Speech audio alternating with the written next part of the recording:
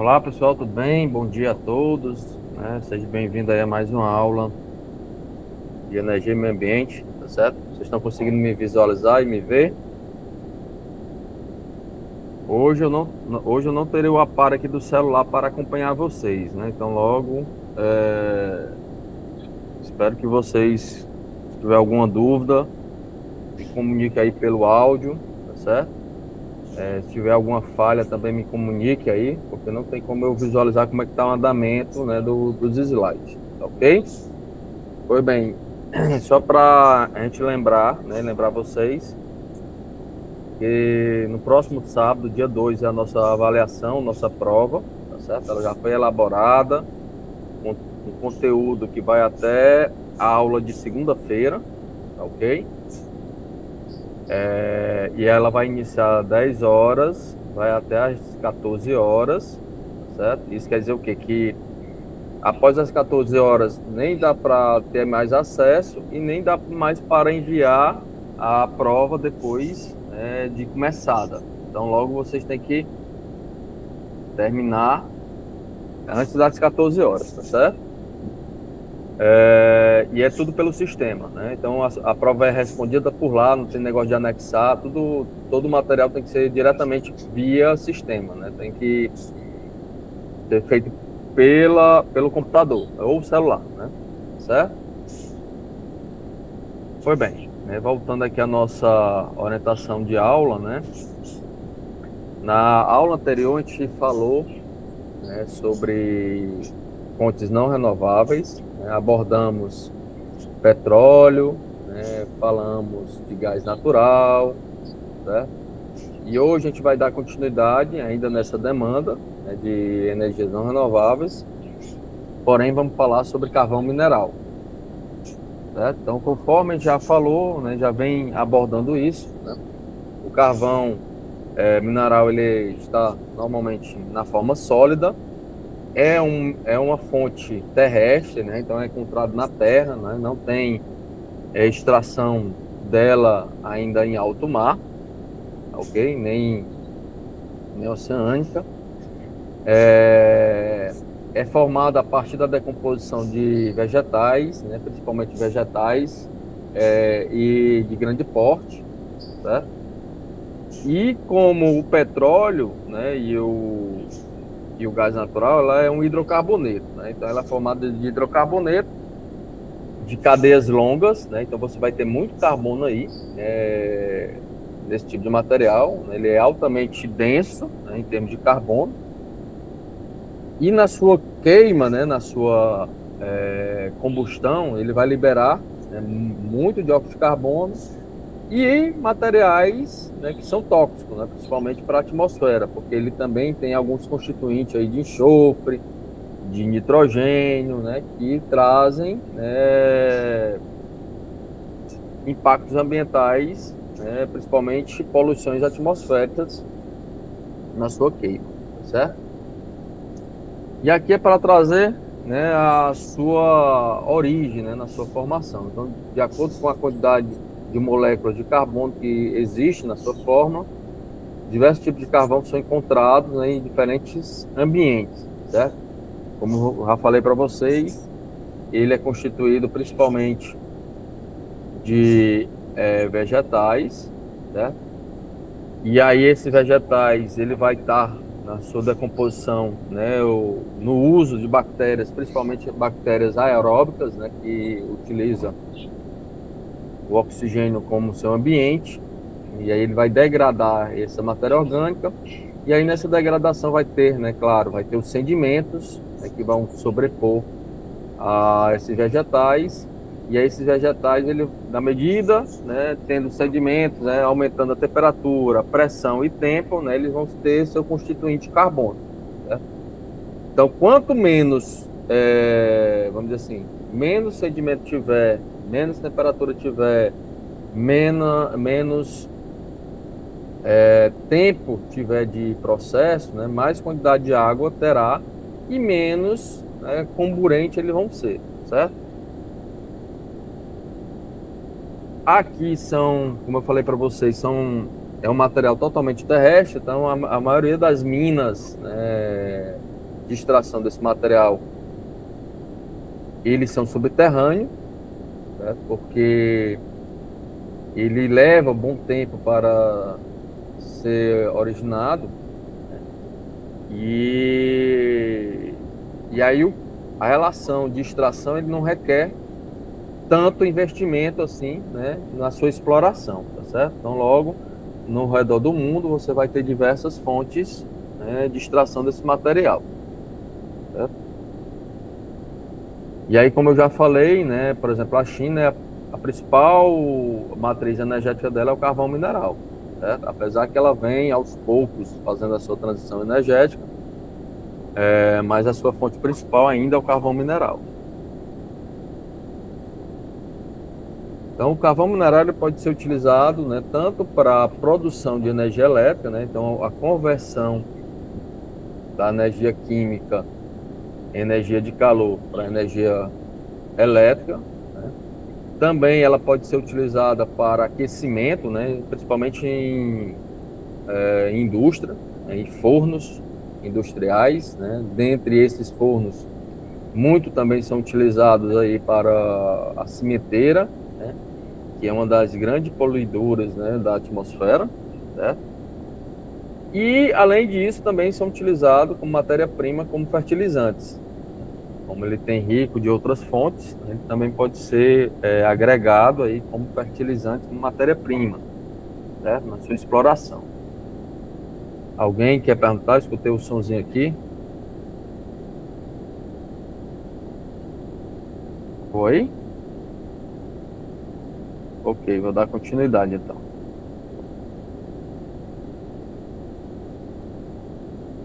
Ei, professor, Hum. essa parada aí do carvão ser usado em fertilizante é por causa do carbono, né? O carbono é a. Não somente pelo carbono, né? Porque ele tem outros materiais presentes, né? Ele vai encontrar fósforo, né? Ele vai encontrar É, nitrogênio, né? é Na própria porque decomposição. tipo assim, eu vejo muita pessoal em horta colocando assim carvão, tipo meio moído, pra, não sei como é, pra fertilizar mesmo, assim, jogar assim no solo, nas plantações assim da horta. Aí eu sempre me perguntava, por que carvão? Porque o carvão, não literalmente pelo carbono, né? O carbono ele não entra na composição dos vegetais diretamente pela absorção dele, né? O carbono entra pela fotossíntese, né? Mas principalmente por causa dos outros materiais que ali estão presentes, né? Nitrato, né? Fosfato, né? Que são materiais que reconstituem, né, na alimentação dos vegetais, certo? Não é principalmente pelo carbono, mas sim pela esses resquícios que ali estão presentes. Entendi. É meio que o carvão tem uma grande, tipo, digamos assim, um grande grupo de substâncias. Outros minerais ali, certo? Outros minerais que ele entra exatamente como na sua cinza, né? Eles vão estar ali que não são desprendidos na queima, ele fica ali aderido na cinza, certo? Pois não, Francisco? Bom dia, professor. Bom dia. O carvão, além dos nutrientes que ele passa para a planta, ele é utilizado para baixar a acidez, a É, ele, acidez do solo. exatamente, porque ele é alcalino, né? E aí, por Isso, ser alcalino, ele vai, principalmente devido, aí sim, o carbono, né? O carbono ali presente. isso. E aí ele vai Ele, neu- aumentar o pH. ele neutraliza o alumínio tóxico que é presente nos solos. Então, facilita da planta absorver os nutrientes, viu? Exatamente. Obrigado, Francisco, aí, por me Nada. lembrar dessa situação. Certo?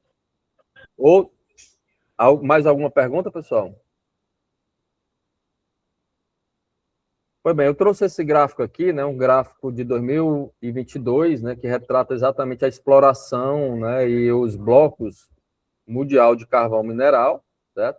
Então, como vocês podem ver aí na América do Norte, né, ele tem em torno aí de 26%, você tem de reserva, né, distribuição de carvão mineral, certo? Aí, na América Central e do Sul, né, não é tão grande, né, o carvão mineral, certo? Então, em torno aí de 2%. Na África também não tem tanta bloco, né, de carvão mineral, né, em torno aí de 6%. Na Europa, em torno aí de 13%. Aí vamos ter aí a Ásia, né, a Ásia e o Pacífico, né, em torno de 30% aí de carvão mineral. E outras comunidades, né, de estado independente, né, globando aí em torno de 23%. Certo? Então, aí, isso é um dado, né, de 2022. Aqui já é a distribuição de consumo, né, do carvão, né, em termos de blocos por meio do país. Né? Então, a América do Norte consome em torno de 19%, né? O maior aí, como eu falei para vocês, né, é a China, que ainda consome muito, né? Então, a Ásia e o Pacífico, né? Em torno aí de 46%, né, nesse bloco desse consumo, né, do carvão mineral. Certo? Aí temos aí, né, a América Central, né, e do Sul, em torno de 5%, a África 3%, a Europa 14% do consumo, né? Aí o Oriente Médio 6% e comunidades do Estado independentes, né? Em torno aí de 7% do consumo do carvão mineral é desse bloco e continente, certo? A relação das vantagens e desvantagens do uso do carvão mineral, né? A vantagem é porque ele ainda é fácil exploração, né? Não se gasta muito em termos de explorar, né? É abundante, né? Então existe aí em determinados locais ele é abundante, né? Geração de energia é estável, né? Então você tem uma fonte energética reservada, então você pode projetar e planejar com essa fonte e não tem dependências energéticas com outros, né, vamos dizer assim, com outros estados ou, né, países, já porque você tem ela, grande parte você tem ela encontrada no mundo inteiro, certo? Desvantagem, né? É uma fonte fóssil, né? Então logo ela tem o seu tempo de vida, né, de encontrar, né? Então é esgotável. Além disso, né, ela na sua queima, como é uma cadeia longa de carbono, então você vai liberar dióxido de carbono em grande quantidade na sua queima, além de liberar outros elementos ali que está presente, né? Então, portanto, é um poluente, né, tanto atmosférico, né, como ele é um poluente geral, porque na sua exploração, né, ele tem os seus impactos ambientais, né? E aí ele acaba, né, degradando ali o ambiente, certo? E além disso, né, na sua exploração, como também na sua queima, ele tem, né, impactos à saúde humana, certo? Professor, Oi. a queima do carvão, ele é aproveitado todo como assim, por exemplo, ao queimar o carvão, ele emite, né, fumaça, né, que é repelida por causa da queima dele, mas ele, além dessa fumaça que é expelida no ar, ela tem outro produto que é descartado depois? Tem um material que não foi totalmente comburente, né? E aí ele é usado para alguma coisa? Pois é, ele pode ser usado aí, como o Francisco já relatou, né? Pode ser usado como adubo, né? Para diminuir o pH, né? Mas é interessante saber, porque assim, esse material, ele pode ter o que a gente chama de minerais, né? Minerais pesados ou não, dependendo da sua origem, né? Então é bom ter uma análise, né, profunda desse tipo de materiais, porque você pode acabar contaminando solos e, além disso, a água dos lençóis freáticos, né? Porque com a chuva ele vai entrando no solo, né? Então é necessário você ter uma análise prévia, né, antes de jogar isso no solo. É feito algum tratamento com relação a isso aí ou não? Se você quiser utilizar, pode ser feito, né? Mas se tiver minerais, principalmente minerais pesados, é muito inviável fazer o tratamento. Vai gastar muito, né, para tratar ele, né? E às vezes é inviável, né, financeiramente. Tem que fazer um estudo prévio. Porque vai mudar muito, né? Como eu falei aqui, vai mudar muito das suas origens, né? Da onde é que ele foi extraído, né? Então, depende muito, né? Do tipo de material. Então, há uma variação muito significativa. Ele não é um padrão. Você tem alguma informação com relação à quantidade de carvão para produzir N energia, por exemplo? Como é que é feito esse cálculo de quantidade de queima para poder fornecer energia para alimentar? Energia elétrica? Isso. Mas isso varia. Ele vai variar de 25 a 35% de produção energética, né? Aí depende, como eu estou dizendo, ele tem essa variação de 25 a 35%, ele depende da origem, certo? Eu sei. Então, de eficiência energética. Grande parte ainda é perdida, né? Em termos de poder calorífico. Ok, obrigado. Nada. Já trazendo aqui para energias nucleares, né, que aborda exatamente as energias não renováveis, né? A gente vai ter aí as obtidas, né, exatamente pela quebra, né, de um átomo, certo? Então, nessa quebra de um átomo, principalmente o urânio, né, que é utilizado aí na sua produção, certo? É uma relação química aí presente. Então, o aproveitamento, né, desse processo, ele é relacionado pela fissão nuclear. O que seria a fissão nuclear? Exatamente a quebra do átomo de um elemento químico. Né? Nas usinas atualmente utilizadas hoje pelo mundo, utiliza-se urânio. Né? Então, por quê? Porque como ele é abundante, né, você não vai... A relação de beneficiamento desse elemento, ele não é tão tecnologicamente avançada, né? Você vai ter aí a tecnologia já propícia para ele, tá certo? Então, seria exatamente a fragmentação, né, desse átomo, e depois dele fragmentado, né, as demais é uma reação em cadeia, né? Porque a energia já foi liberada, vai ser energia suficiente para poder quebrar o núcleo desse átomo, certo? Então, como é que ele trabalha, né? Vamos tentar entender, né, de princípio aqui, como é que seria a quebra desse núcleo, certo? Então, aqui a gente vai ter o átomo. Aqui a gente vai ter o átomo, certo? O átomo de urânio é um átomo qualquer, né? Um átomo, né, de um elemento químico qualquer, principalmente o urânio. E aí, nesse átomo, se choca-se, né, com ele, né, um núcleo, né, já de uma fissão nuclear, né, que já aconteceu. Então, ao chocar-se esse núcleo com esse átomo, ele começa-se, né, a liberar, a dividir, né,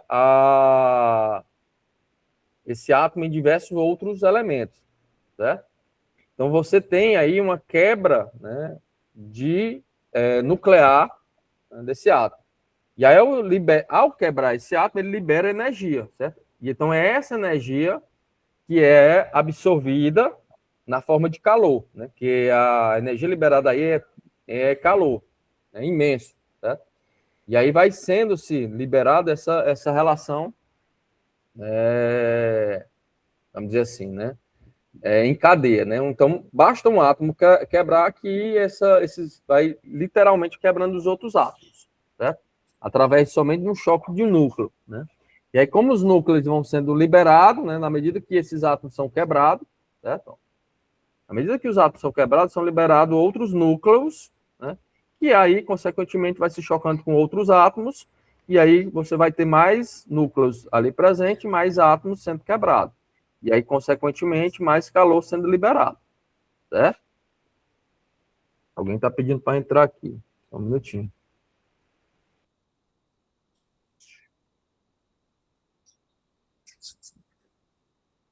E aí, em termos energéticos, né, claro, 1 quilo, né, de urânio natural, antes de ser enriquecido, né, ele tem uma proporção aí de 10 toneladas de petróleo. Né? Apenas 1 quilo tem uma proporção de 10 toneladas de petróleo, que corresponde a 20 toneladas de carvão, né, em termos energéticos. Né? Então, logo, por isso que é mais viável aí você trabalhar com urânio em termos de produção de energia do que as demais fontes não renováveis, né? Apesar que o urânio, né, vamos dizer assim, ele é radioativo, né? Ele tem, né, as suas causas, né, e cuidado principalmente pela segurança dele, né? Mas tomando toda a segurança possível, né, ele é muito mais viável energético do que os demais, certo? Pois não? Professor, não há nenhuma prospecção de nenhum material que seja capaz de criar, tipo, eu sou do apicultor, né? Como é que o apicultor pega mel, né? Ele usa tipo uma armadura, né? Digamos. Não há nenhum material capaz de bloquear completamente a radiação ionizante que o urânio. O chumbo. Não, eu sei, o chumbo, né? Mas assim, capaz de criar tipo uma roupa. Uma roupa com essas áreas. Não, tem materiais, né, que minimizam, né, o uso, né? Só que tem um tempo para isso, né? Porque esse material ele radia infinitamente, né? E a roupa que a gente utiliza, né, até então usada, ele tem um tempo ali de presença com essa substância, né? Então é possível, né? Mas no tempo determinado, certo? Ele não pode ficar infinitamente ali com a presença daquele material, né? Mas tem, sim.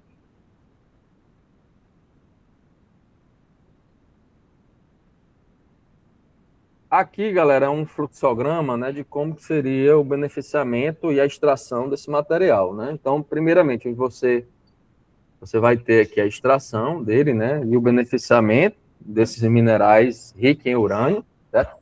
Como eu falei para vocês, o urânio ele não é encontrado na natureza isoladamente, ele vai estar ligado a outros tipos de materiais.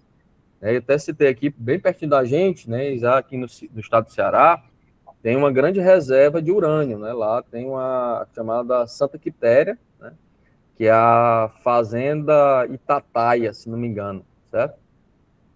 Você vai ter urânio lá, mas ligado ao urânio você vai ter fosfato, né? E aí tem algumas empresas que querem explorar, mas não por causa do urânio, né? Querem explorar esse material lá por causa do fosfato, que ele é valioso exatamente para a agricultura, né? Que dá para fazer fertilizante com ele. E aí, como o nosso país, o cargo-chefe é exatamente a agricultura, né? A agropecuária, e aí demanda-se de muito fertilizante, né? E aí grande parte do nosso fertilizante ainda é importado, né, de outros países. E aí algumas empresas, né, querem explorar exatamente para extrair o fosfato, mas com a extração do fosfato você tem ali os resquícios de urânio. E aí precisa dar uma finalidade para isso, né? Ok? Nos projetos. Pois bem, então voltando aqui para o fluxograma, a gente vai ter aí o enriquecimento, né, desse isótopo, certo? Que a gente vai falar já como é que seria o enriquecimento desse isótopo através de centrífugas.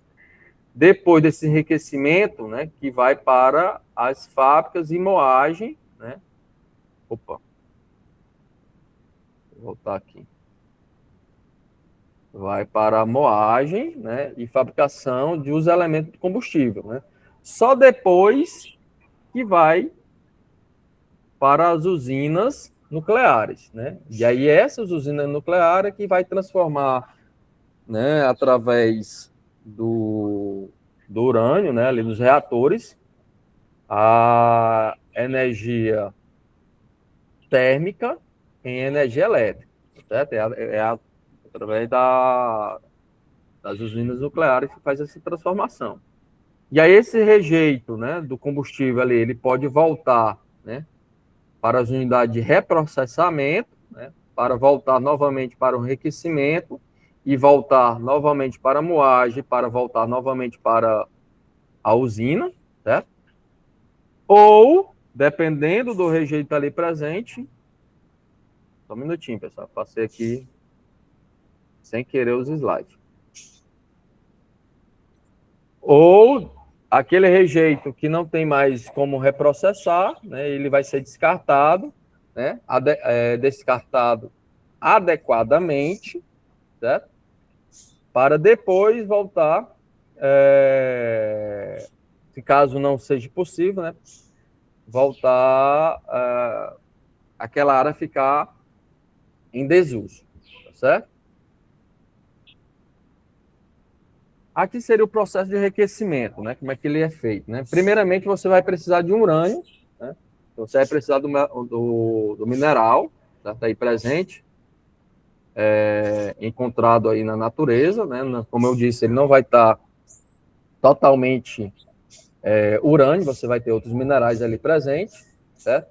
Depois dele, né? Você precisa fazer a concentração desse urânio, que seria a etapa exatamente de triturar, né, e dissolver quimicamente para extrair o urânio ali presente, né, que você vai ter totalmente o urânio e você vai ter os seus isótopos, né.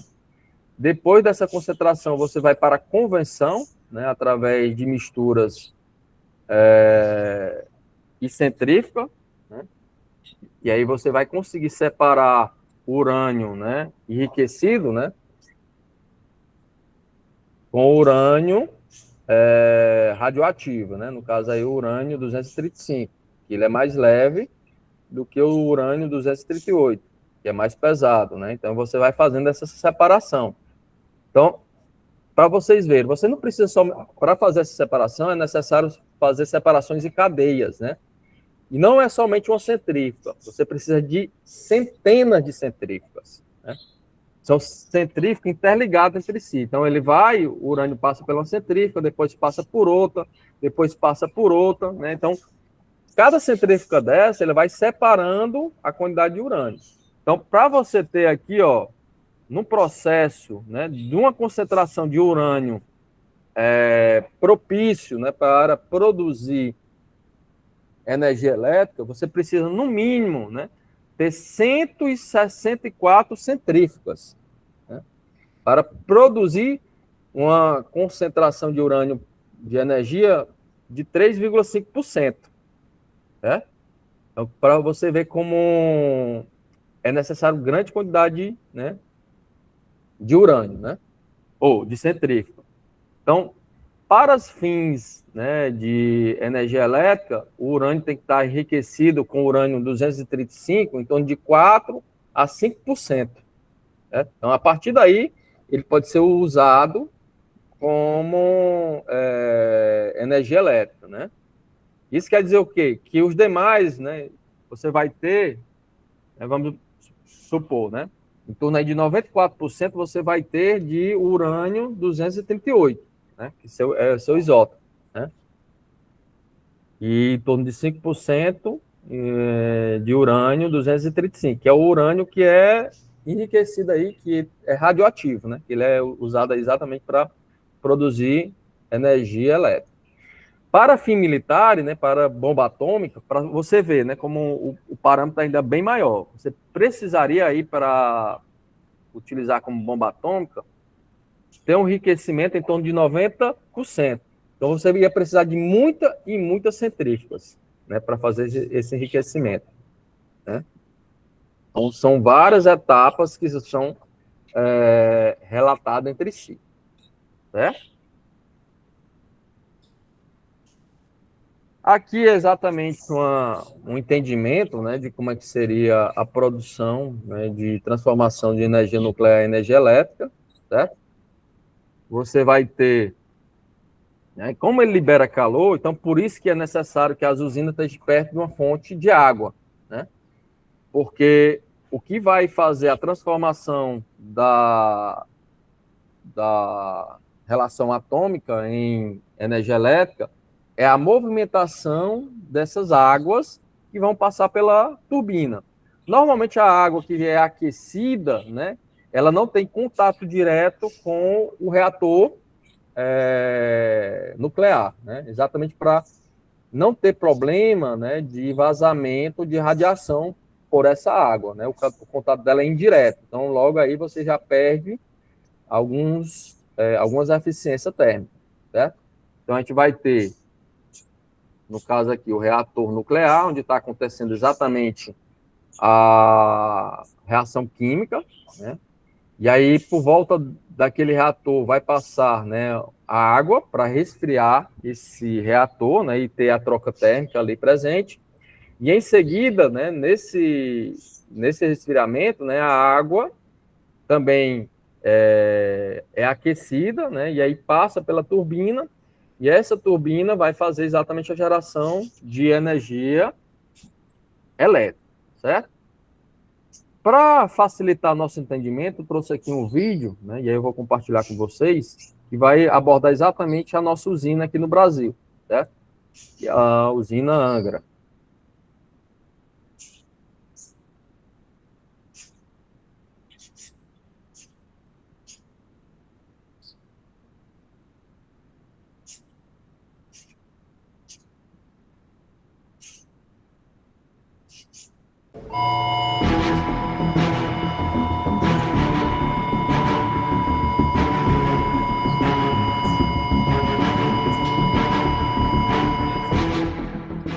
A gente está aqui em Angra dos Reis, no litoral do Rio de Janeiro, na Central Nuclear Almirante Álvaro Alberto, onde ficam as únicas 2 usinas nucleares que a gente tem no Brasil. Angra 1, que é esse prédio aqui que tem um cilindro com uma abóboda em cima, ela começou a ser construída em 1972, ficou pronta em 1982 e começou a operar comercialmente em 85. Do lado dela, aqui onde parece um planetário com essa chaminé imensa, está a Angra 2, começou a ser construída em 81, entrou em operação em 2001. E aqui também está sendo construída Angra 3, a previsão de começar a funcionar é 2025. Por que escolheram Angra dos Reis, esse paraíso aqui, para construir as 3 usinas? Por 2 motivos. Primeiro que Angra dos Reis está bem perto de São Paulo, Rio de Janeiro e Belo Horizonte, que são cidades que consomem muita energia elétrica. E o segundo motivo é que é muito importante usar água do mar para refrigeração. Você vai entender daqui a pouco. Fala, time. Olha só, eu tenho uma apresentação para fazer pro board agora. Eu preciso que vocês criem para mim, aí vocês manjam de ar, né? 10 minutinhos. Antes de qualquer coisa, vamos entender como funciona a usina. E ela é bem simples, é bem parecida com uma usina termoelétrica diesel, com a diferença de que, em vez de gerar calor queimando diesel, você gera calor por fissão nuclear. E a geração de calor acontece aqui, ó. Isso aqui é um reator nuclear, aqui vão estar as barras que tem urânio, isso aqui é a água. Essa água vai esquentar até 320 graus Celsius. E um detalhe, ela não vai virar vapor. Não vira vapor porque aqui tem um pressurizador que mantém a pressão muito alta e essa água começa a circular. Ela vem circulando até chegar dentro disso aqui. Isso aqui é um gerador de vapor. Tem outra água aqui. Essa água não entra em contato com essa, tá? Essa aqui eles chamam de circuito primário, porque é o que passa pelo reator. Essa aqui de circuito secundário. A água aqui saiu super quente lá do reator, vai entrar por aqui. Ela vai passar por dentro desses caninhos e depois vai voltar para o reator. Lógico que ela vai voltar numa temperatura mais baixa do que ela entrou, porque trocou calor com a água do sistema secundário, aquela água que não entra em contato com nada que seja radioativo. Ela vai entrar por aqui no estado líquido, vai trocar calor aqui dentro e depois vai sair aqui já na forma de vapor que vai para a turbina. Funciona mais ou menos como um catavento, ela começa a soprar a turbina gira, é uma força muito grande e vai fazer girar um gerador de energia que está aqui e depois disso a energia vai para a casa das pessoas. Esse vapor ele precisa condensar, ele precisa virar água líquida de novo para ser usado mais uma vez. Essa água tem que ser extremamente pura, então você não pode ficar colocando água nova, ficar trocando água toda hora. Então aqui existe um condensador. Eles usam água do mar, essa água é do sistema terciário, vale prestar atenção que a água do mar não entra em contato, nem chega perto do reator, e ela vai esfriando esse vapor que chega aqui. Uma hora o vapor vai virar líquido de novo, ele vira líquido, volta aqui para o gerador de vapor. Ó, só para deixar vocês cientes, né? Essa água do mar que circula aí exatamente para resfriar, essa água que serve para gerar energia, né?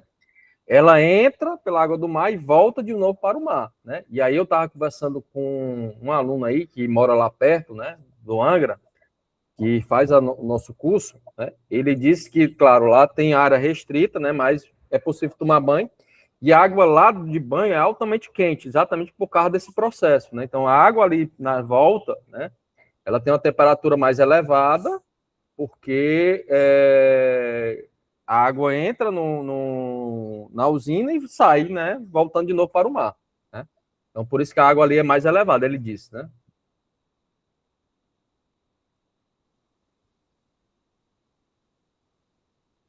Então a gente tem mais um circuito fechado de água aqui e esse circuito de água do mar.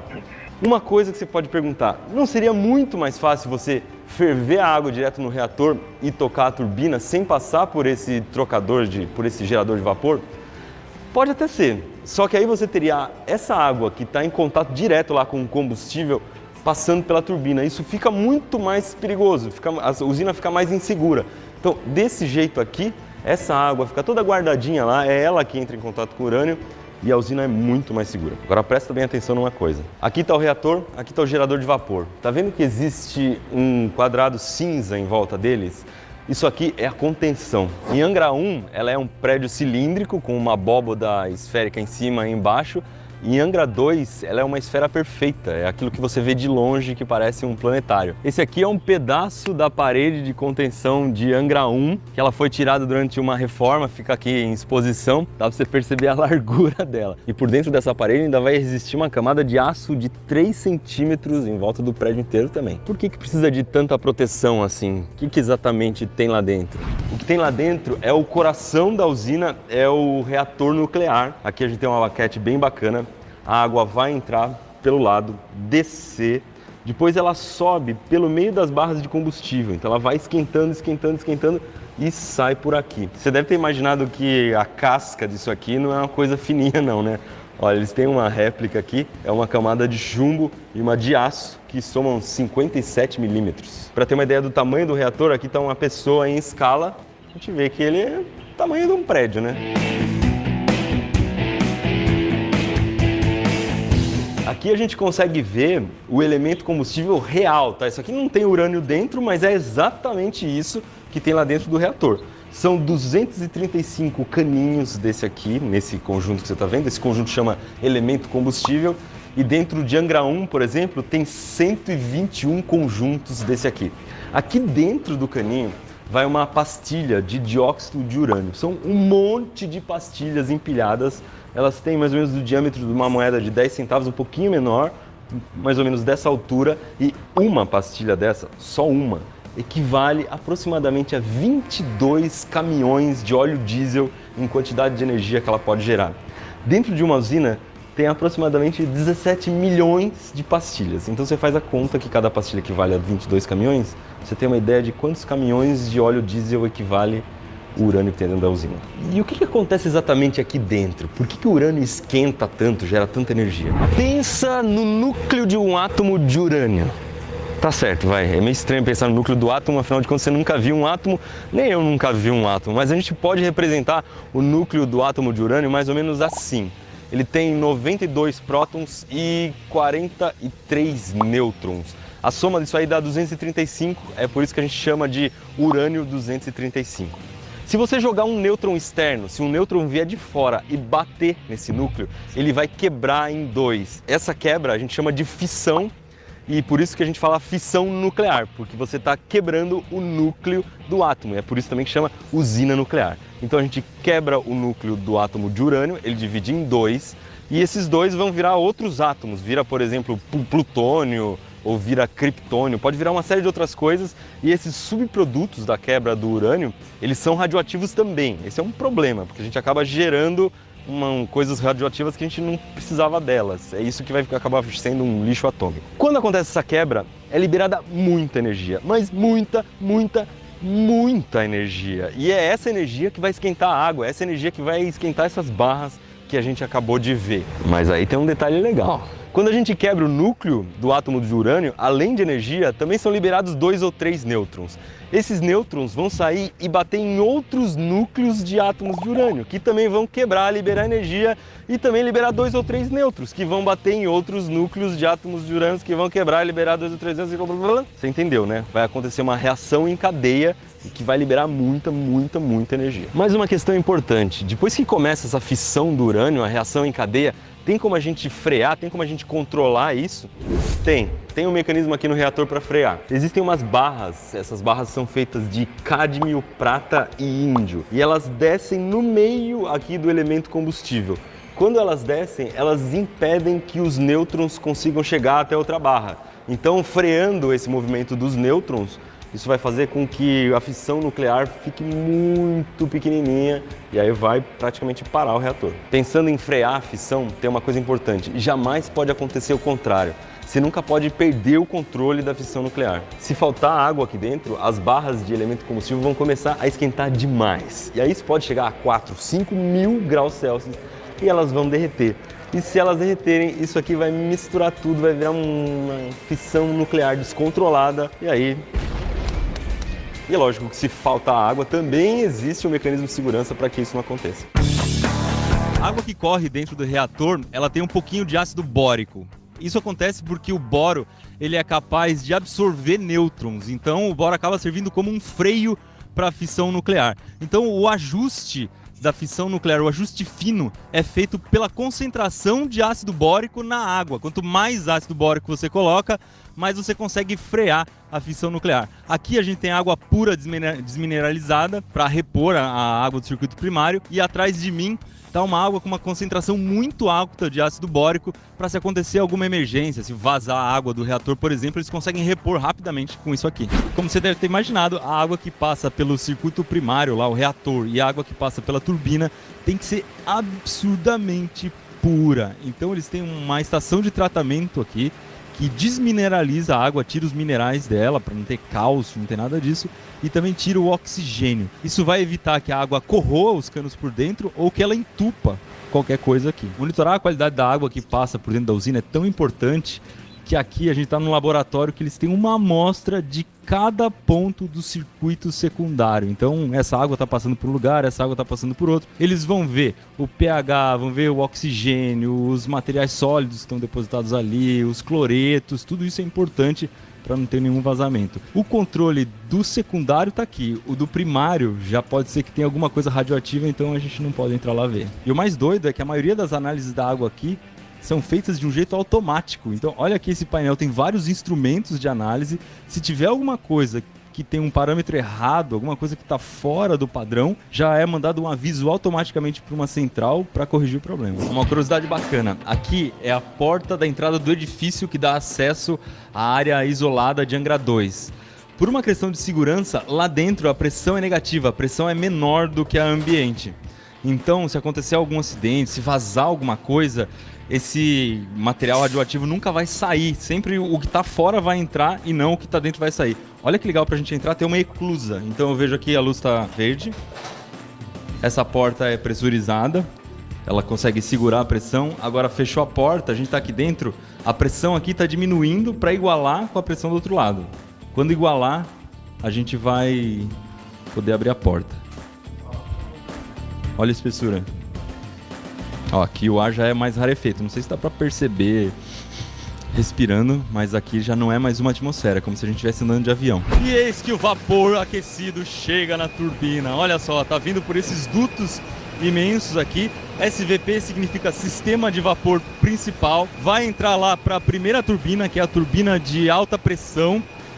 Ela fica protegida por essa carapaça de aço aqui, porque lá dentro está cheio de equipamentos sensíveis, então é bom ninguém trombar com eles e desregular o funcionamento da turbina, mas também serve para proteger a gente. Se qualquer coisa explode lá dentro, tem esse capacete imenso aqui para proteger. Isso aqui é a velocidade de rotação da turbina. Ela trabalha em 1.800 rotações por minuto.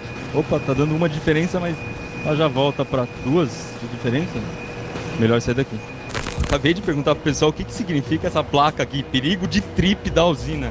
Tipo, o perigo de alguém sair viajando aqui dentro. Não, trip é o seguinte, esse aqui é um equipamento essencial para o funcionamento da usina. Tem vários aqui, controla uma parte muito importante, que é a circulação de água. Se eu mexer em qualquer coisa aqui, ele vai parar de funcionar e por uma sequência de segurança, tudo vai parar de funcionar. Então se eu fizer porcaria aqui, a usina simplesmente para.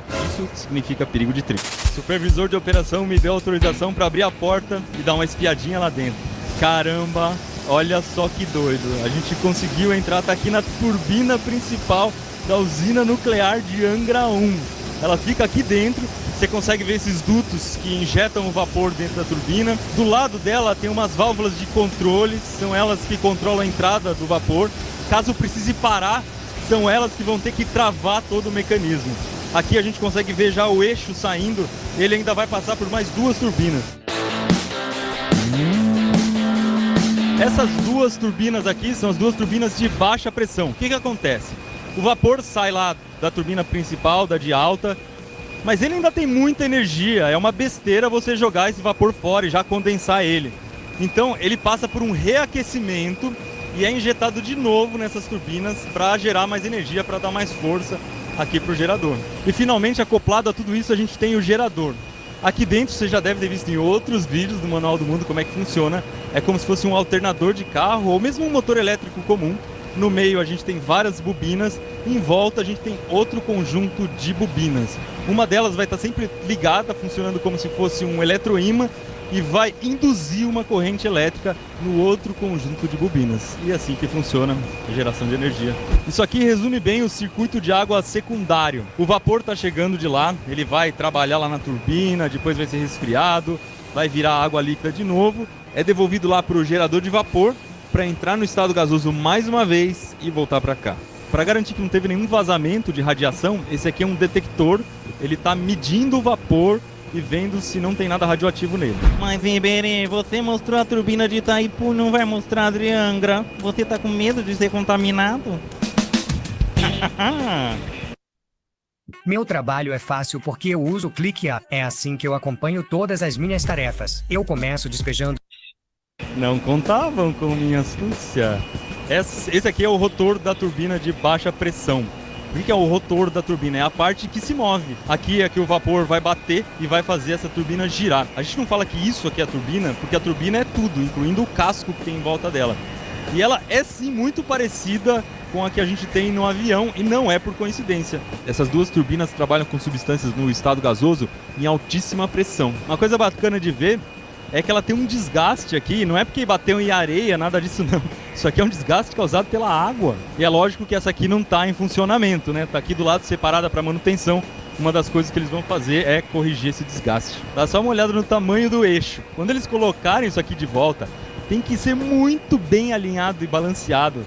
Senão esse negócio vira um motor fora de centro, vira um vibracol, vai tremer o prédio inteiro e é super perigoso. Então é feito um trabalho com muito esmero pra gente não sentir nada igual a gente não tá sentindo agora. Praticamente vibração nenhuma, só um pouquinho. Fala aí, será que um cabo desse aguenta içar o submarino do Manual do Mundo? A gente entrou também na turbina de Angra 2, só para comparar. Então essa aqui é a geração de energia de Angra 2. É bem parecido. A gente tem uma turbina de alta, 3 turbinas de baixa e depois o gerador. Ela tá mais bagunçada assim porque tá em manutenção. Eles estão trocando combustível.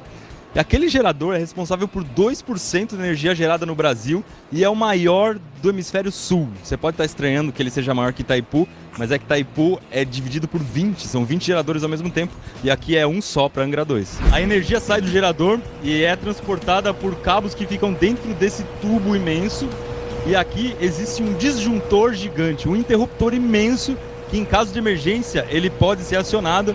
E aí ele vai desligar, vai cortar a energia. A energia sai do gerador a 19.000 volts. Por incrível que pareça, isso é pouco para transportar. Então esses transformadores aqui vão converter para 500.000 volts, são 3, um para cada fase. E se um deles falhar, já tem um irmãozinho pequenininho esperando aqui do lado. E a parte da usina acaba aqui. A Eletronuclear entrega a energia para Furnas, tem essa subestação aqui deles, que vai transportar a energia até o sistema brasileiro para chegar na sua casa. Depois que o vapor sai da turbina, ele precisa virar água líquida de novo, então ele tem que ser resfriado. Na maioria das usinas nucleares você vai ver aquele copo de ponta cabeça que é meio que um símbolo de usina nuclear e não vai ver isso aqui, porque aqui eles captam a água direto do mar para resfriar. Então a gente está aqui do lado da captação, que é de onde eles vão tirar essa água, e é importante frisar que ela não vai entrar em contato em momento nenhum com o urânio, nem com aquelas barras que a gente viu. Para não pegar nenhum golfinho ou nenhuma tartaruga, existe uma rede que é passada ali, vai até o fundo do mar. A gente consegue também ver um muro de pedra que serve para conter alguma onda mais forte que possa atingir a usina. A segunda filtragem da água é feita por essas grades de metal. Elas são imensas, mas elas precisam ser removíveis, porque para a sujeira aqui, de vez em quando o pessoal precisa limpar. A última etapa da limpeza são telas rotativas. Funciona como se fossem peneiras que estão passando aqui. Enquanto a água filtra num ponto delas, outro ponto já vai sendo lavado, olha só.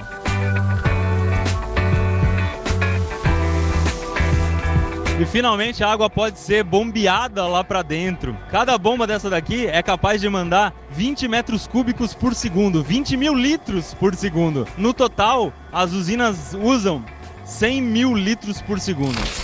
Esse aqui é o condensador, é onde chega a água do mar.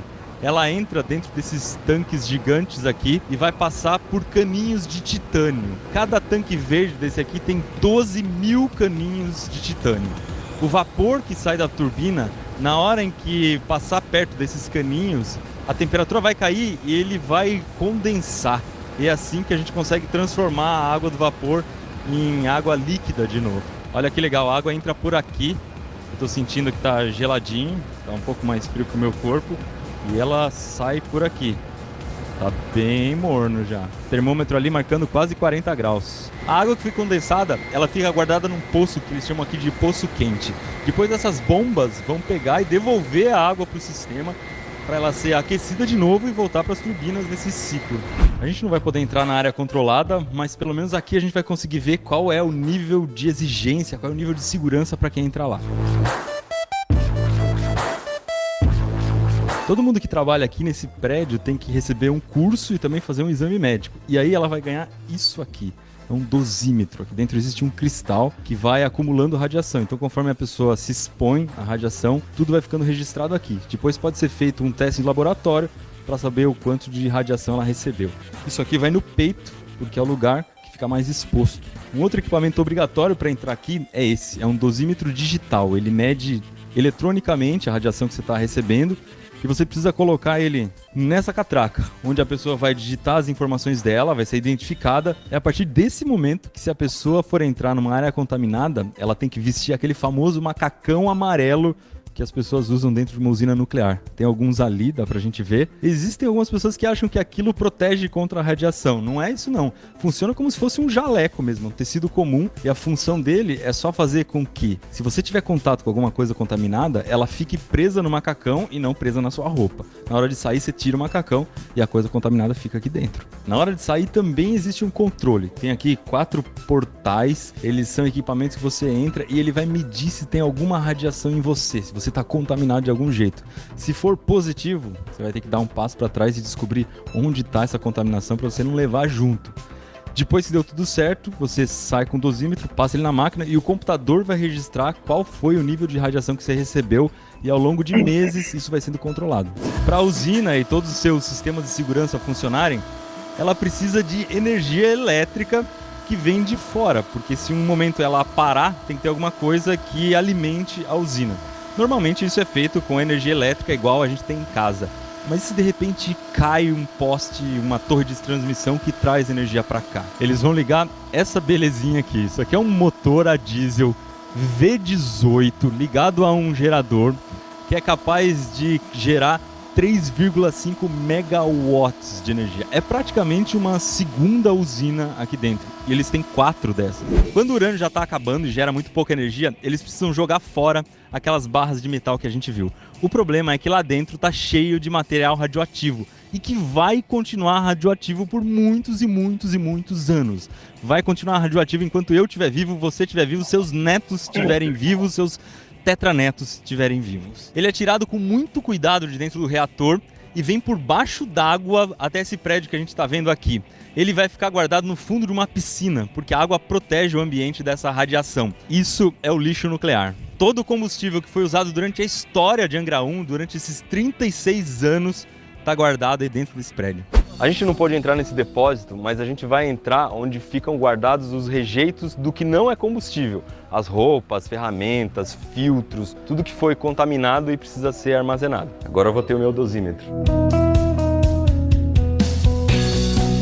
A gente veio aqui para a sala de controle porque ninguém fica lá dentro mexendo nos tambores que estão armazenados. Tudo é feito daqui, que é uma sala completamente blindada. Só para vocês terem uma ideia, esse vidro aqui, onde a gente consegue enxergar lá dentro do depósito, é um vidro plúmbico, tem chumbo no vidro. Isso quer dizer que se tiver alguma substância radioativa exatamente aqui na frente, não chega nenhuma radiação em mim. O ambiente lá dentro também é totalmente controlado, então existe uma ventilação especial, passa por diversos filtros e lá dentro eles têm vários sensores para medir a qualidade do ar, tem marcação nos tambores dizendo qual é a radiação de cada tambor e até a ponte que que transporta esses objetos tem um sensor de radiação. Tudo que entra aqui tem que ser transformado em sólido, então se você tiver qualquer resíduo líquido ou pastoso, ele tem que ser misturado com alguma coisa para se transformar em sólido, e aí que vai ser guardado dentro de um tambor, dentro de alguma caixa, que normalmente tem algum tipo de blindagem também. Então aquela imagem que você tem da pessoa abrindo aquele tambor verde, fluorescente, cheio de meleca dentro, não é bem assim, vai estar tudo compactado e sólido. A gente está saindo, você vai ver que tem vários jeitos de medir se tem alguma contaminação em mim. Primeira delas, meu dosímetro está marcando 0. Aparentemente não fui submetido a nenhum tipo de radiação. O segundo controle é esse contador Geiger, eu tenho que passar no meu corpo inteiro para ver se tem alguma área contaminada. Os objetos são colocados dentro dessa máquina também, que vai analisar se tem alguma contaminação. E por último, eu ainda passo num portal que também vai ler se eu me contaminei de alguma forma. Se acontecer qualquer emergência nessa sala aqui, que um grupo vai se reunir para tentar controlar a situação. Para você ter uma ideia, no computador você consegue ver todas as informações da usina. Eu coloquei numa tela aqui que mostra a direção do vento aqui em cima, tá? No sentido nordeste. Se a gente tiver, por exemplo, uma nuvem radioativa que escapou da usina, você vai saber para onde ela vai caminhar.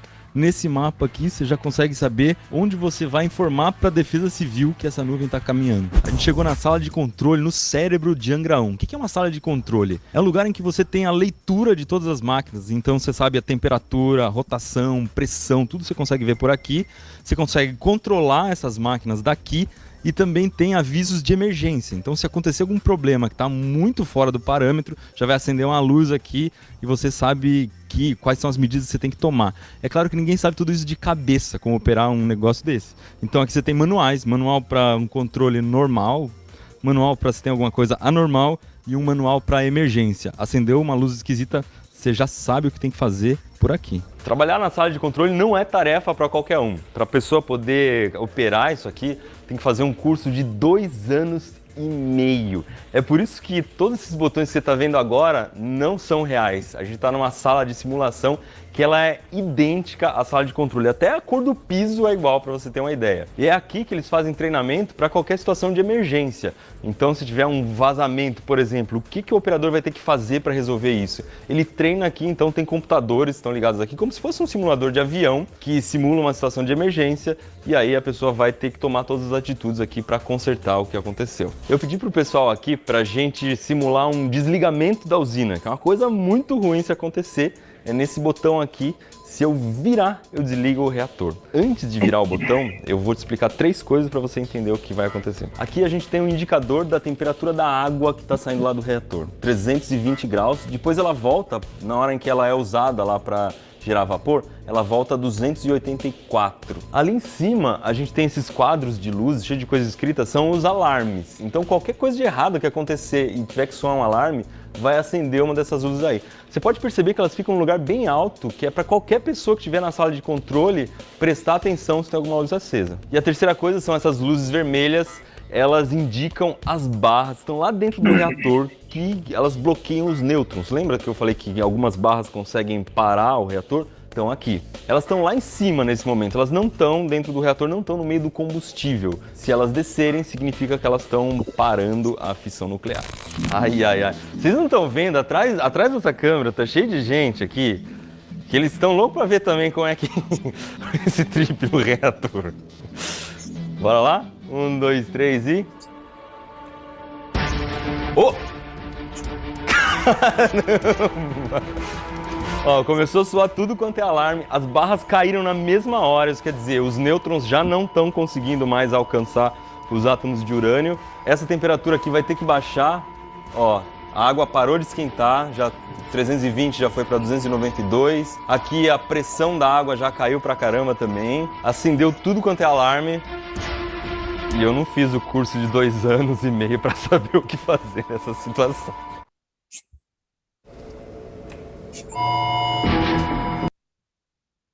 Bem interessante, né, pessoal? Só como curiosidade, né, eu, na minha graduação, tive um professor que trabalhou em Angras, né, ele trabalhou em Angra. Ele foi meu professor de reatores químicos, né? E assim, ele já faleceu, né? E, se não me engano, ele... Não tenho certeza, mas acho que ele faleceu exatamente por um câncer, certo? Então, eu não sei se tem alguma coisa relacionada, né, no local dele de trabalho, né? Mas também não tenho certeza se foi câncer, né? Mas aí a relação do vídeo é bem legal. Então, voltando aqui para o conteúdo da aula, né? Isso aqui, esses pontos, né, são exatamente pontos centrais, né, que utiliza usinas nucleares, né? Então, pelo mundo, né? Então, no Brasil aqui ele tem ali, né, só um ponto, né? Na América do Sul, né, são 3 pontos ao todo, né? Um na Argentina e o outro acho que é no Chile, certo? Aqui, Professor, oi. você mostrou o mapa bem aí, a gente percebe que a Rússia praticamente não aparece nenhum ponto, né? Mas ela é um dos países que tem mais predominância de reatores, né? Pois é, eu não tenho essa informação, né? Literalmente, né? Eu não É tenho porque essa hoje, informação. hoje a gente percebe assim, só uma relação, né? Quando pega os Estados Unidos e a Rússia, né, são os países que têm mais reatores nucleares, no caso de ogivas, né? E Não, você precisa de ogiva, né? Mas aqui seria de energia elétrica, né? de energia elétrica, no caso. Sim, sim, É. entendi. Não, tá certo. Não, Né? entendi. De ogiva é uma coisa, né? Não Sim, é, sim. não é o beneficiamento do Aí átomo, é né? para beneficiamento, no caso. Entendi. No caso aqui seria para produzir energia elétrica, né? Sim, sim, A única sim, função sim. seria energia elétrica. Entendi. Ó, tanto é que aqui, ó, ele fala, né, de número de reatores operados, né? Em operação, e claro, isso aqui é um dado de 2016, né? Está um pouco desatualizado, e fala da capacidade, né, dessas usinas em termos de transformação de usinas elétricas, né? Então aqui, ó, primeiro, nessa tabela informa que os Estados Unidos é o primeiro, aí depois vem a França, depois vem o Japão, né, a China, a Rússia tem, né? Mas ela não seria a segunda, né, em termos de energia elétrica, né? Desses dados aqui, certo?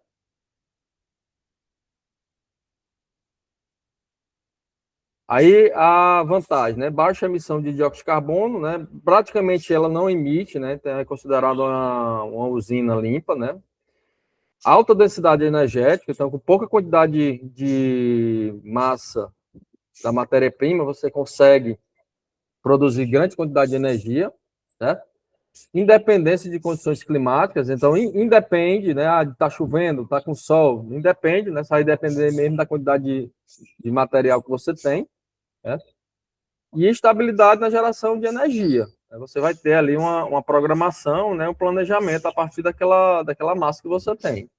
Desvantagem, né? Você vai produzir resíduos radioativos, né?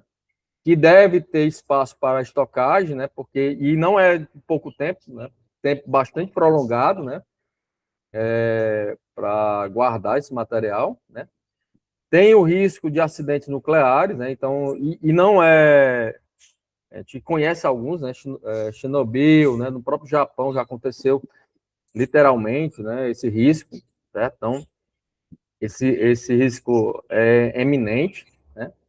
Além disso, há um alto custo inicial, porque é necessário você produzir a usina, né? Então, e aí de materiais de primeira, né? Você, como viu aí, chapas, né, com espessuras enormes, né? Chapas de concretos aí também enormes, né? Então, o custo inicial é muito alto, certo? Questões de segurança e proliferação nuclear, né? Isso pode acontecer, né? Então, são as desvantagens, né, desse tipo de usinas de produção de energias. E aí cabe exatamente, né, com essas fontes, né, não renováveis, né, a gente tem os impactos ambientais. Isso não quer dizer que as fontes renováveis não tenham, né? Mas esses impactos ambientais das fontes não renováveis, elas são bem mais representativas, né, do que as outras, né, aqui relatadas, né? Por quê? Porque em termos de impactos ambientais, você vai ter emissões, principalmente de dióxido de carbono, né? Você vai ter também a degradação de ecossistemas, né, na sua exploração, certo? Caso venha vazar esse tipo de material, né? Aí você vai ter poluição tanto atmosférica como poluição de solo, né? Então, uma poluição em geral, né? De água, etc., né? Através da contaminação. Então, os impactos são bem representativos desse tipo de fontes. Né? Pois não?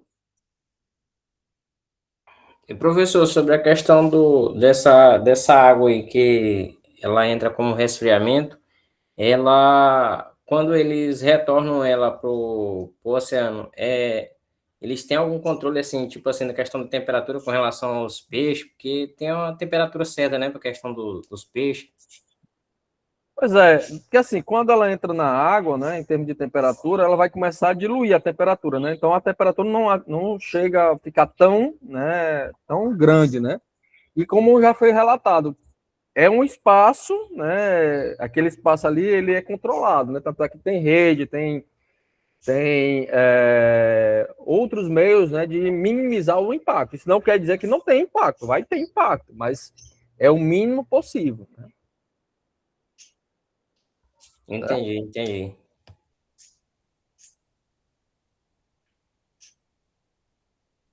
Pois tem. Então, voltando aqui, a relação principal aqui da emissão de dióxido de carbono é principalmente devido, né, à queima, né? Porque o que a gente tem aí é a combustão, né? Então, ao ter combustão, você vai, nessa combustão, nem tudo, né? Há uma reação química, né? E nessa reação química é que é liberado o dióxido de carbono na atmosfera. Claro, né? A gente vai liberar também na atmosfera outros elementos químicos aí presentes, tá certo? Aí, como qualquer, vamos dizer assim, né? Qualquer termoelétrica, né? A gente vai ter a utilização como fontes, né, dessa queima ou carvão, ou petróleo ou gás natural, né? E aí, mesmo que nessa chaminé de queima, né, lá do forno, você tem algum filtro, né? Mas o filtro ele não vai capturar tudo, né? Ele vai liberar, né, alguns elementos, e esses elementos, principalmente, o dióxido de carbono é liberado na atmosfera, tá certo? E além disso, né, os próprios derivados desses materiais, né, como o gás natural, né, ou derivado de petróleo, né, eles são combustível de automóveis, né? E aí, por exemplo, todo automóvel, né, principalmente automóvel a combustão, ele tem um catalisador, né? Qual é o catalisador? Que fica abaixo ali juntamente com o cano de escapação, né? Esse catalisador serve exatamente para minimizar, né, alguns poluentes, né, principalmente fuligem, né, alguns gases, né, que são tóxicos, né, para o ser humano, né, mas ele libera para a atmosfera o dióxido de carbono, que também, né, e aí é um gás de efeito estufa, certo? Nos fornos, né, principalmente no forno de produção de aço, também tem grande liberação de dióxido de carbono nas indústrias, né?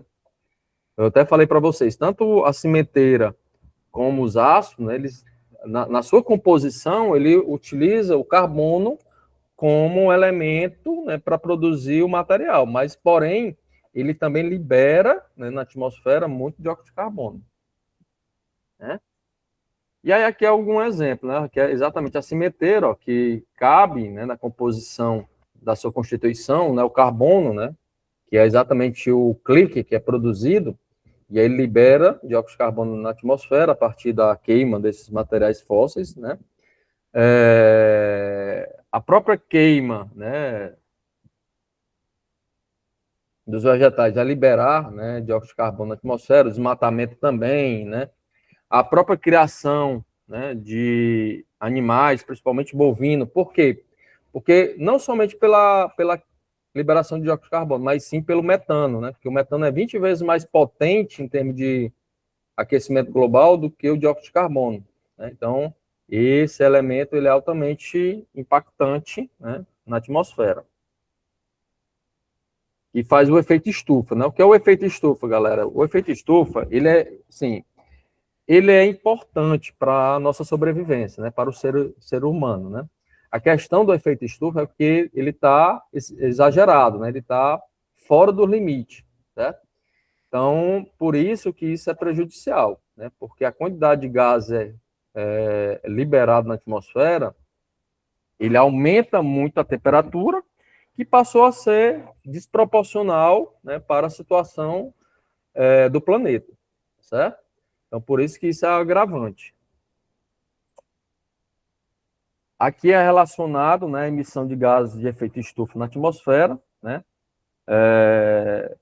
em termos de proporções, né, 74,4%, né, é de dióxido de carbono. Claro, isso aqui é um dado de 2016, né, também está desatualizado, mas serve como parâmetro para a gente dar um entendimento, certo? Tem os gases, né, fluorados, né, que corresponde aí a 2,1%, certo? Tem os óxidos nitrosos, né, que corresponde aí de 6,2%, né? E tem o metano, né, principalmente pela criação de animais, né, que corresponde a 17,3%. Então, todos esses elementos aí são gases de efeito estufa. Aqui são algumas degradações, né, de ecossistema a partir da exploração, né, do petróleo, principalmente, né? Então, derramamento de petróleo em alto mar, né, e seus impactos, né, na flora e na fauna, certo? Não sei se vocês lembram, né, que teve até alguns impactos que estavam chegando no transporte de petróleo, né, no Oceano Atlântico, que teve vazamento, que ninguém sabia, mas chegou borra desse material quase no litoral brasileiro como um todo, né? E aí estava tendo alguns impactos, algumas aves, né, foram encontradas com esses materiais, né, cobertos, né? Está com um período aí, acho que está com 2 ou 3 anos, né? Não sei se vocês recordam disso. O navio partindo com o petróleo da Venezuela.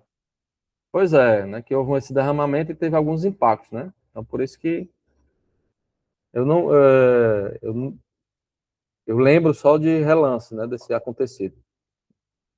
Então, aqui são algum derramamento de petróleo, né, algumas imagens, né, que têm seus impactos ambientais, tanto, né, na flora e na fauna, né? Então, aqui são algumas imagens desses impactos, certo? Do petróleo. E não somente dos impactos do petróleo, né, também tem a relação da mineração, né, do carvão mineral.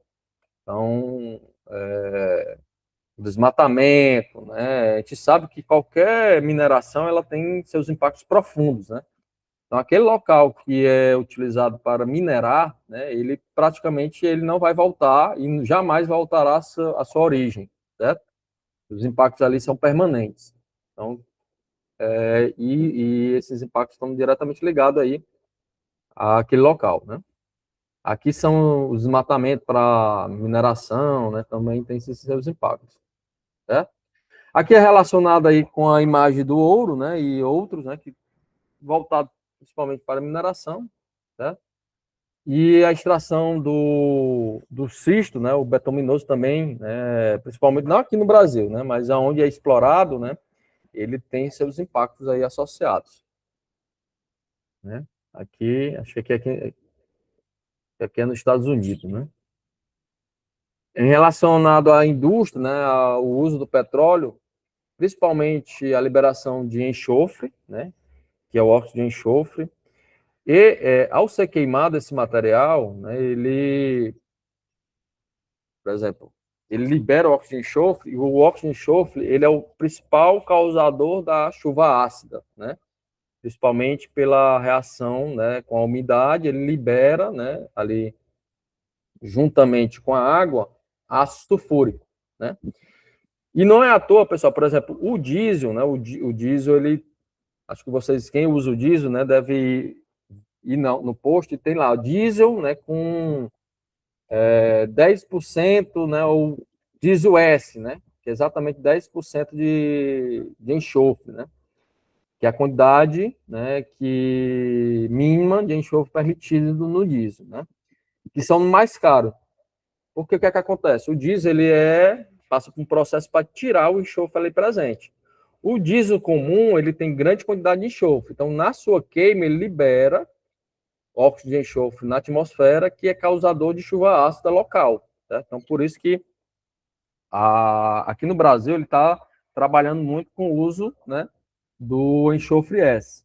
certo? O diesel é, melhor dizendo, certo? Aí aqui também, não somente o enxofre, tem os óxidos nitrosos, também que são gases de efeito estufa, né? E as partículas, né, finas, né? No caso aqui, né, são particulados, tanto da indústria como dos carros, e o problema dele aí é a poluição atmosférica, né? E aí, problema de saúde também, né? Aqui é relacionado com gás natural, né? Eu até falei para vocês, né? Porque para quebra, né, extração desse gás natural, eu utilizo exatamente o fracking, né? Que é o fraturamento hidráulico, né? Ele joga a água ali, quebra a rocha para liberar o gás que é ali presente. Só que ao liberar esse gás, ele pode ir para os lençóis freáticos, né? Então você pode ter problemas de contaminação, né, da água ali presente, né, subsolo, certo? Aqui a drenagem de ácida de minas, né? Algumas minas utilizam, né, ácido, então tem também essa contaminação de água, né? E aí, e relacionado a impactos sociais e econômicos, né, principalmente dessas fontes, são as guerras, né? Estamos acabando de passar por elas, né? Então, como é uma dependência mundial, principalmente do petróleo, né? E aí esses impactos sociais estão atrelados, né, muitas vezes pelas guerras aí associadas, né? E aí está passando exatamente por uma, né? Esses conflitos geopolíticos, né? Principalmente Estados Unidos e Irã, né?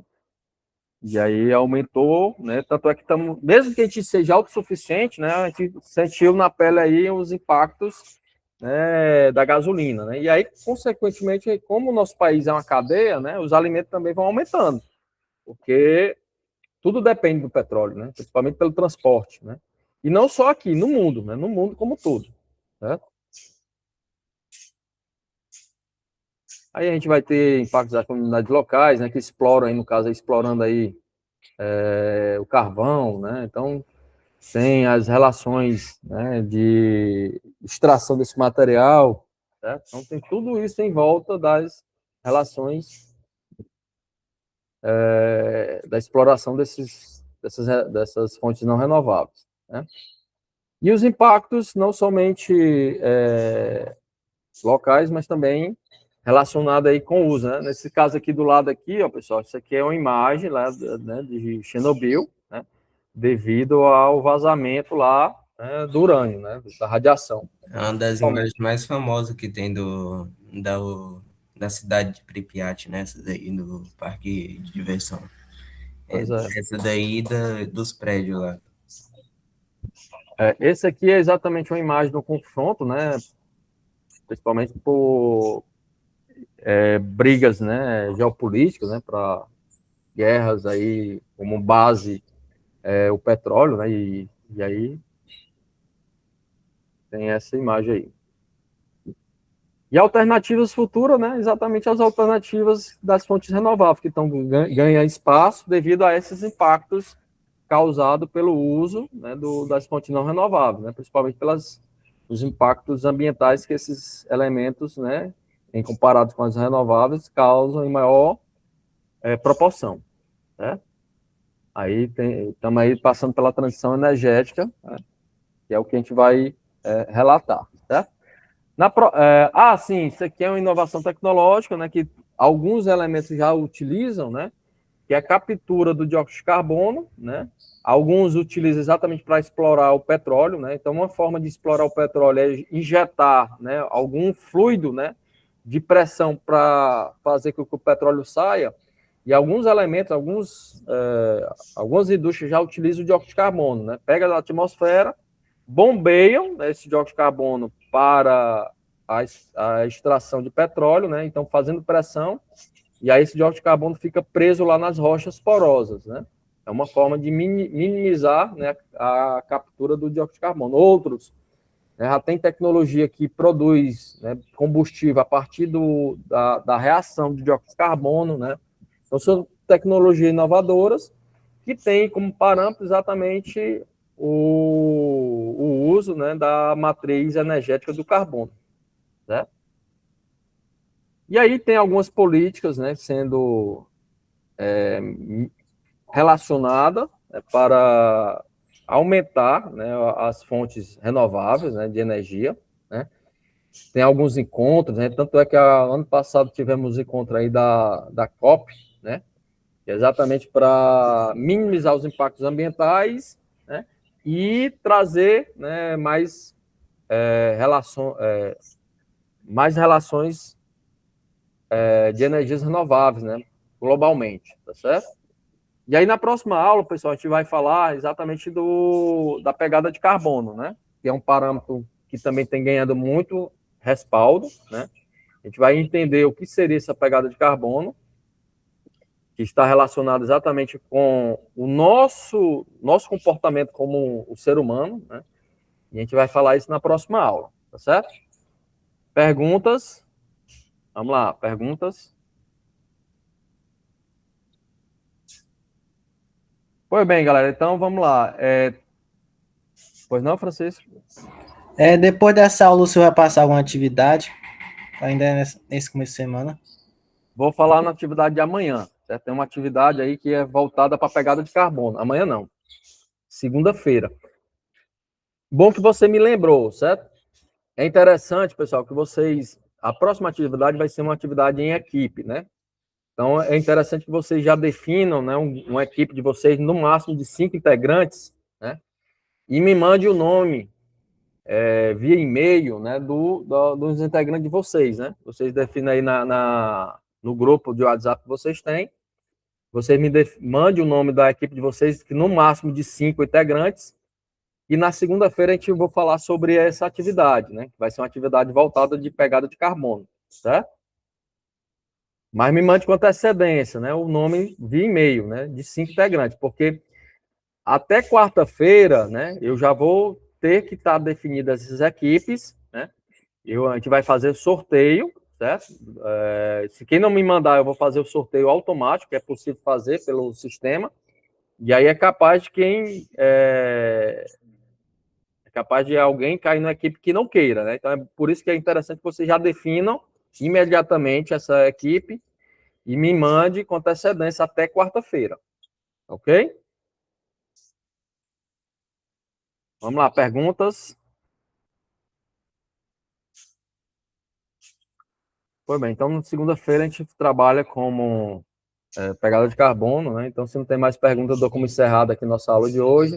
Lembrando que a frequência já está aí e ela vai ser encerrada 12 horas, tá certo? Então um abraço, até mais, pessoal.